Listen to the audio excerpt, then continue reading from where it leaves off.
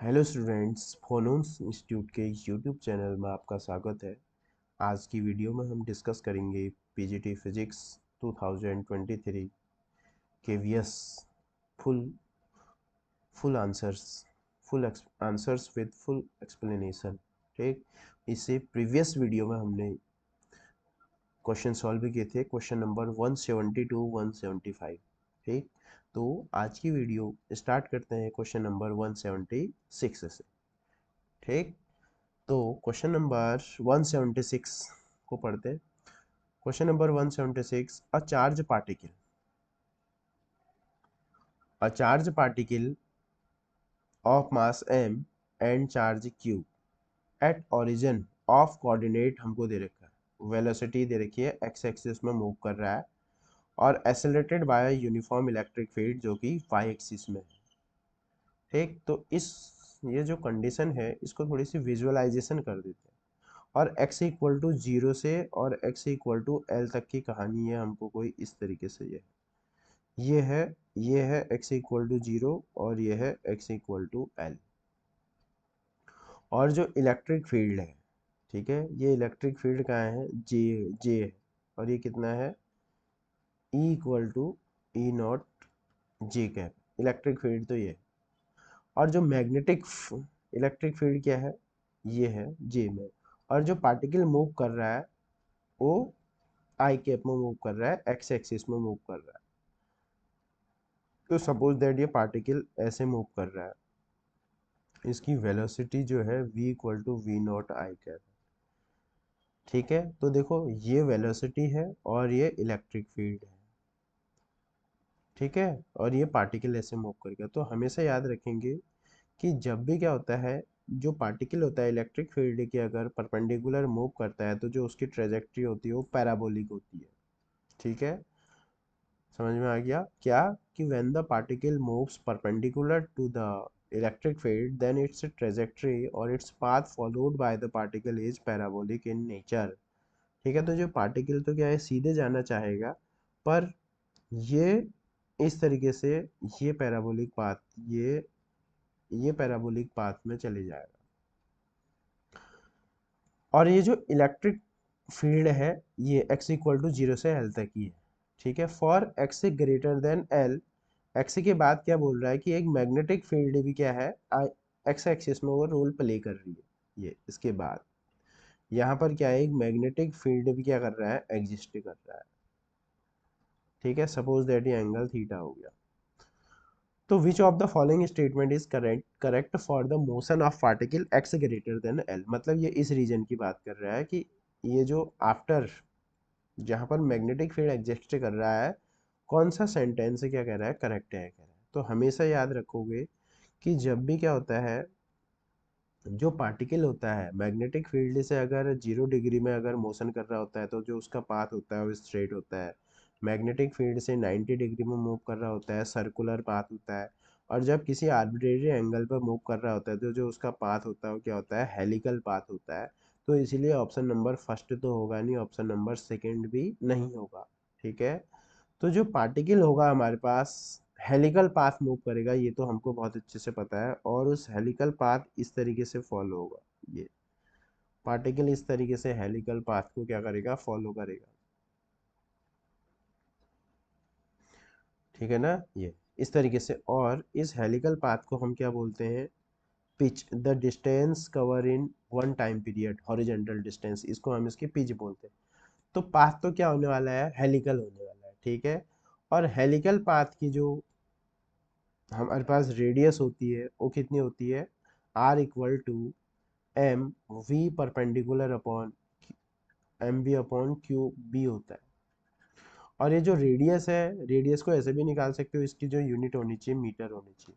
तो देखो option number third को चेक करते हैं, particle moves in a helical, ये तो ठीक है। एक्सिस, ये भी रेडियस देखो।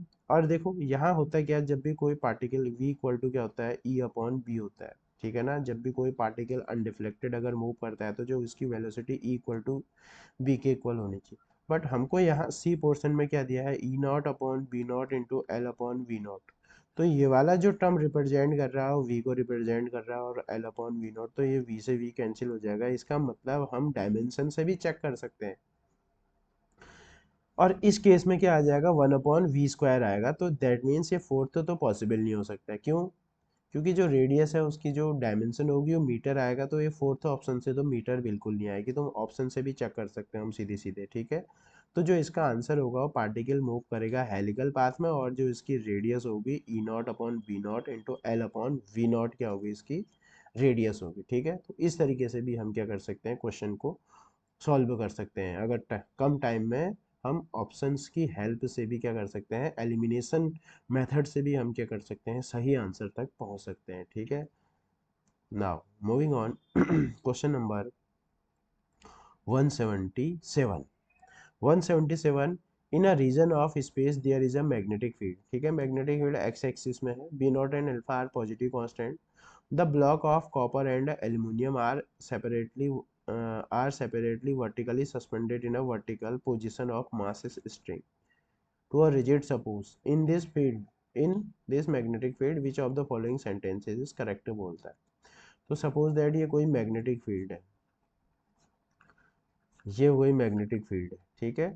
इसमें आपने क्या कर दिया है, एक आपने हैंग कर दिया है ऐसे, इसको हैंग किया है, और एक इसको ये है कॉपर और ये है एल्यूमिनियम, और मैग्नेटिक फील्ड ऐसे लगा है।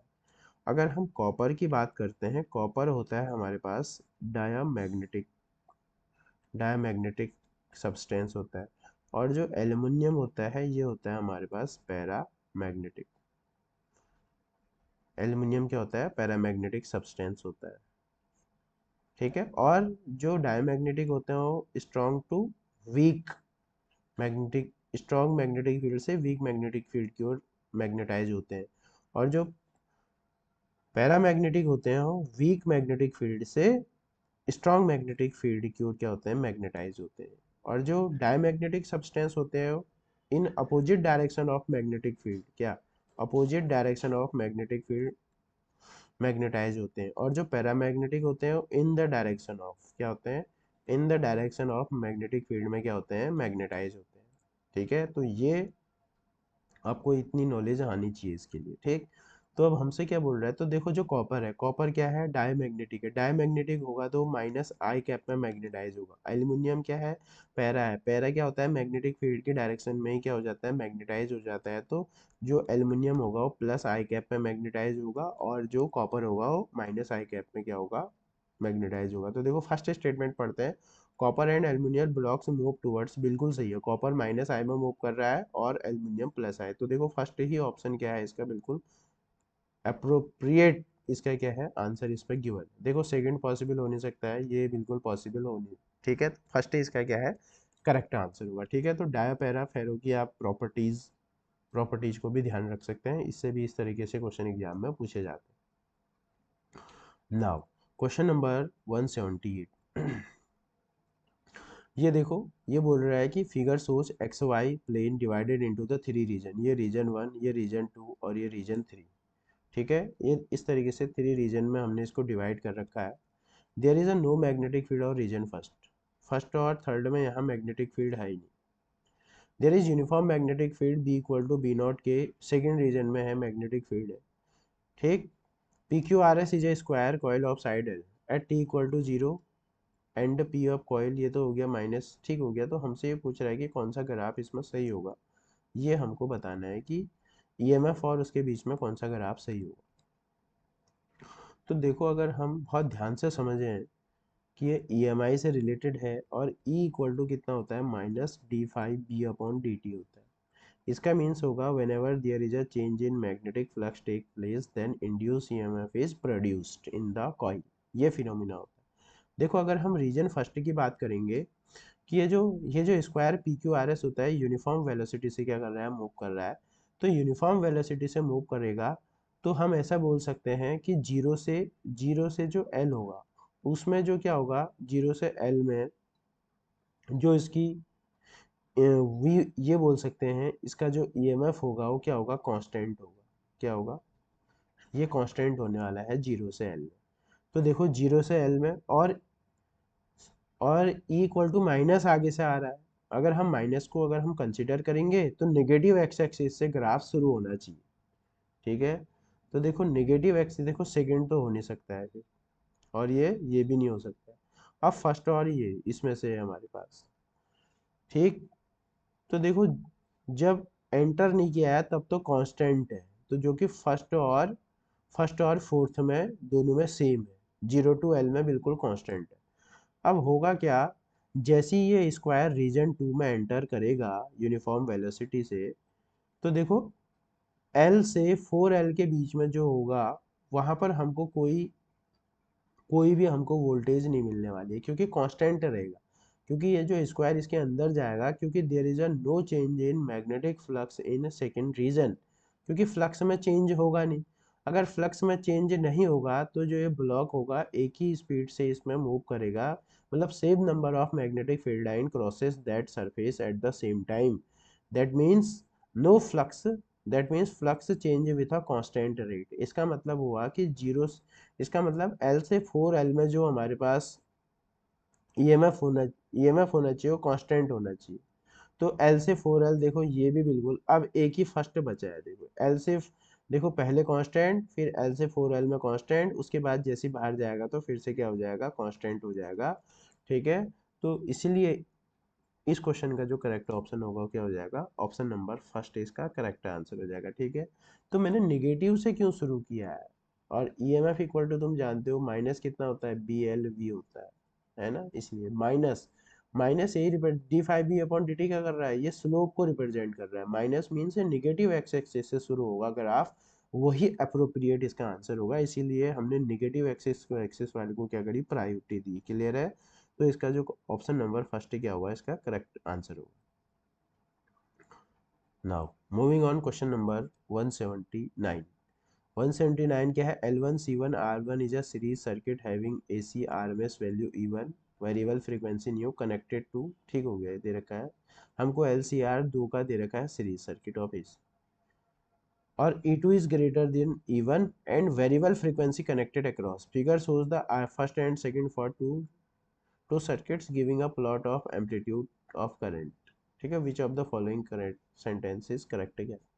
तो देखो यहाँ पर आता है हमारे पास इस तरीके के क्वेश्चन आते हैं क्यू फैक्टर, और क्यू फैक्टर कितना होता है, 1/r√L/C होता है, ठीक है। और क्यू फैक्टर जनरली क्या करता है, शार्पनेस को मेजर करता है। जो शार्पनेस होती है वो रेजिस्टेंस के इनवर्सली प्रोपोर्शनल होती है। इसका मीन्स ये हुआ कि अगर इफ रेजिस्टेंस ज़्यादा होगा तो शार्पनेस उसकी क्या होगी, कम होगी। तो इसी कॉन्सेप्ट पर क्या है, ये फिगर देखो, यहाँ हमको फर्स्ट और सेकंड दो हमको करंट एम्पलीट्यूड और फ्रीक्वेंसी का ग्राफ हमको प्लॉट दिया। तो फर्स्ट क्या है, जो फर्स्ट है वो ज़्यादा शार्पर है, first is more sharper than second. तो जो अगर फर्स्ट अगर ज़्यादा शार्प है तो उसका जो रेजिस्टेंस होगा वो कम होगा ना, फिर समझ में आ गया। R1 < R2, तो देखो R1 ये हो नहीं सकता है, ये हो नहीं सकता है, ये हो नहीं हो सकता है। तो देखो जो इसका करेक्ट आंसर है वो क्या है, वो थर्ड आ गया, ठीक है। तो हम इस तरीके से भी हम डायरेक्ट ऑप्शन की हेल्प से कभी कभी, क्योंकि कॉम्पिटिटिव एग्जाम में कभी भी एग्जामिनर आपका ओवरऑल चेक नहीं करता है, कि आप थोड़ी सी हिंट दिया रहता है, अगर आप उस हिंट को पकड़ लेते हैं तो डेफिनेटली क्वेश्चन आपको बिना कैलकुलेशन के बन जाता है, जैसे इस क्वेश्चन में हुआ है, ठीक है। तो R1 क्या होना चाहिए, लेस होना चाहिए R2 से। और सिमिलरली क्या होता है, देखो ये जहाँ पर करंट मैक्सिमम होती है उसको क्या बोलते हैं, ये ω1 हो जाएगा, और ये क्या हो जाएगा, ये ω2, ठीक है। और हमको पता है कि जो ω1 और लेस देन है ω2 से, लेस देन है कि नहीं, तो ओमेगा की वैल्यू कितनी होती है, 1/√L1 LC होती है, तो ये हो जाएगा 1/√, क्या सेकंड के लिए लिखेंगे तो क्या आ जाएगा, LC होता है ना, 1/√LC होता है, 1/√LC होता है, तो यहाँ हम क्या लिखेंगे, L2, और ये C2 लिख देंगे। तो √L2 C2 ये लेस देन हो जाएगा C1, और हम ऐसे लिख सकते हैं L2 C2 less than L1 C1। तो यहाँ से पता चल गया कि L1 C1 ग्रेटर देन है, तो देखो वैसे भी प्रूव कर सकते हो, और एग्जाम टाइम में डायरेक्टली भी आप टिक कर सकते हो, ठीक है। तो ये इंपॉर्टेंट है कि जो शार्पनेस होता है वो रेजिस्टेंस की क्या होता है, इनवर्सली प्रोपोर्शनल होता है, और जो क्यू फैक्टर होता है वो रेजिस्टेंस के इनवर्सली प्रोपोर्शनल होगा। अगर क्यू फैक्टर रेजिस्टेंस कम होगा तो उसका क्यू फैक्टर ज़्यादा होगा, ठीक है, क्यू फैक्टर ज़्यादा होगा, ठीक। और उसकी और शार्पनेस को, रेजिस्टेंस अगर ज़्यादा हो, if resistance is greater than sharpness is lower, उसकी शार्पनेस क्या होगी, कम होगी, ठीक है। तो 179 क्वेश्चन का जो करेक्ट ऑप्शन हो जाएगा वो option number 3 is the correct answer, ठीक है। Now moving question number 180। 180 में क्या कह रहा है, figure shows N AC circuit, ठीक है। P1 is the power consume in the circuit, resistance R is replaced by an inductor of inductance, ये हमको XL दिया है, द पावर कंजम्पशन ये। तो बोल रहा है सपोज दैट ये केस फर्स्ट है, ये केस फर्स्ट है कि जब हमने R1 R2 और इस तरीके से। केस सेकंड बोलता है, केस सेकंड बोल रहा है कि जो तुमने R है, इस रेजिस्टेंस को तुमने रिप्लेस कर दिया किसी इंडक्टर को, इस R को, ये R को हमने एक इंडक्टर से रिप्लेस कर दिया, इंडक्टर से हमने रिप्लेस कर दिया और इसमें कोई चेंज नहीं किया, और हमको इसका XL दिया है, XL इक्वल टू R दिया है, और ये तो 2R ऐसे रहेगा, ठीक है ना, ये 2R ऐसे रहेगा। तो इस फर्स्ट केस में ये है केस 2, इसमें पावर P1 है कह रहा है और सेकंड केस में पावर P2 है, तो बोल रहा है कि इनका रेशियो निकाल, ठीक है ना। तो देखो पावर इन डीसी के फॉर्मूले, तो power AC, power in AC circuit हमको बहुत अच्छे से पता होना चाहिए, IRMS, ठीक है, ERMS cos फाइव, ये होता है पावर इन एसी, एसी में ऐसे पावर देते हैं। अब हम यहाँ P equal to V square by R, P equal to V I, ये फॉर्मूला नहीं लगा सकते हैं because these are applicable on DC, ठीक है, हमें एसी की पावर लिखना पड़ेगा। और P को हम ई आई, इसको इस RMS वैल्यू हम बहुत अच्छे से जानते हैं और इसकी वैल्यू भी हम बहुत अच्छे से जानते हैं, ये cos फाइव। ये केस फर्स्ट की बात हो रही है, किसकी बात हो रही है, केस फर्स्ट। तो यहाँ से जो P आएगा, हम P1 बोल रहे हैं एट दैट टाइम, इसको P1 आएगा I naught E naught by two आ जाएगा, ये कॉस, ये फाइव आ जाएगा,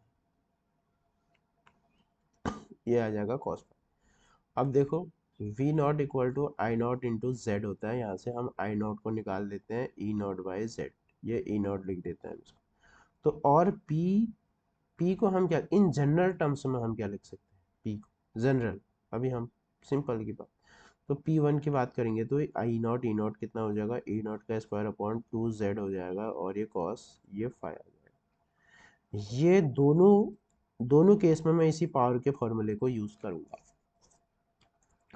ठीक है। दोनों केस में मैंने एक पावर का जनरल फार्मूला हमने यूज लगा लिया कि जो P इक्वल टू होगा P1 या P, अभी मैं इसको सिर्फ P बोलता हूँ अभी, क्योंकि मैं इसको फर्स्ट के लिए ऐसा कुछ यूज नहीं कर रहा हूँ, प्रॉपर यूज नहीं कर रहा हूँ, ठीक है ना।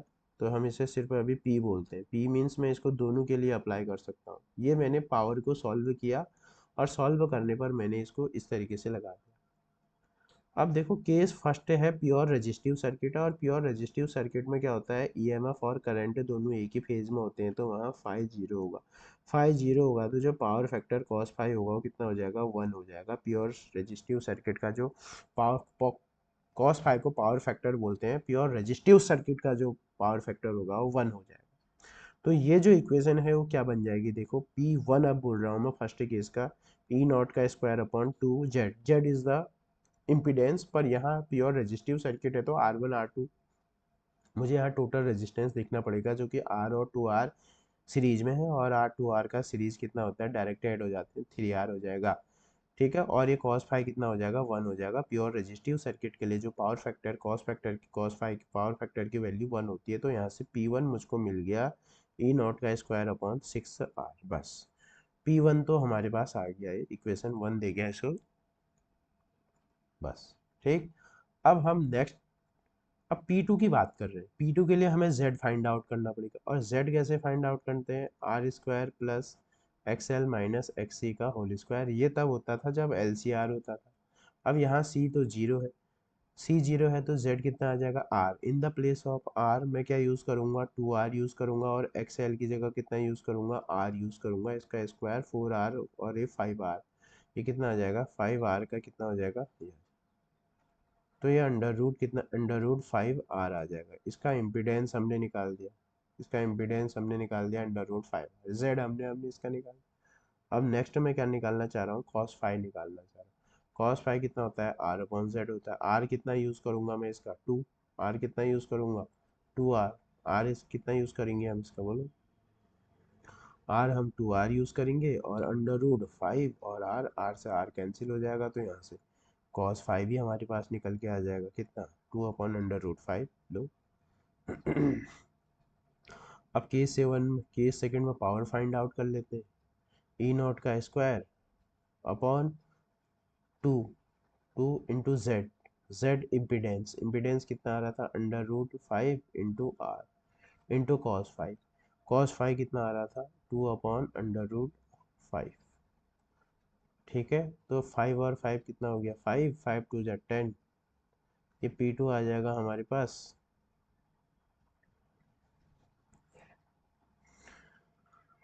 2z, और ये इस तरीके से तो आ जाएगा ई नॉट का स्क्वायर अपॉन ये 2 से 2 कैंसिल हो जाएगा, ये कितना आ जाएगा, 5r आ जाएगा, कितना आ जाएगा, 5r आ जाएगा। ये P2 हमने फाइंड आउट कर लिया। अब P1 अपॉन P2 कर दो, P1 अपॉन P1 कितना आ रहा है, ई नॉट का स्क्वायर अपॉन 6r, इसे रिवर्स कर दो, 5 अपॉन ई नॉट का स्क्वायर, ये कैंसिल हो गया।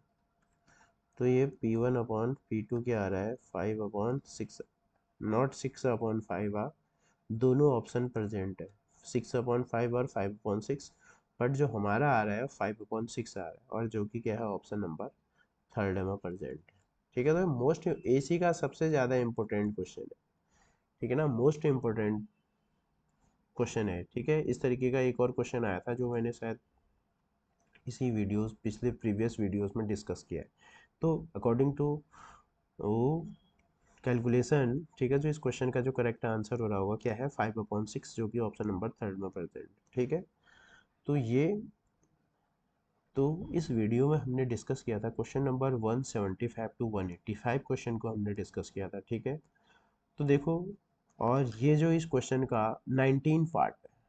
ठीक, तो मैंने ये जो KVS 2023 में जो फिजिक्स का PGD फिजिक्स का एग्ज़ाम हुआ था, उसमें टोटल फिजिक्स के 100 क्वेश्चन मैंने टोटल 19 पार्ट्स में उसको पूरे 100 क्वेश्चन सॉल्व कर दिए हैं विद डिटेल सॉल्यूशन के साथ।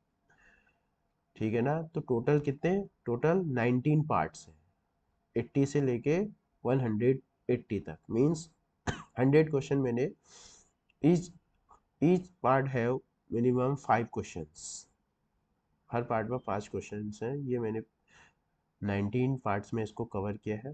तो ये जो अपकमिंग एग्ज़ाम होने वाला है KVS NVS, ये जो LT, ठीक है, LT लेक्चरर, ठीक है, ये जो इनके जो एग्ज़ाम हैं, लगभग इनका जो नोटिफिकेशन है बहुत जल्दी देखने को मिलेगा हमको।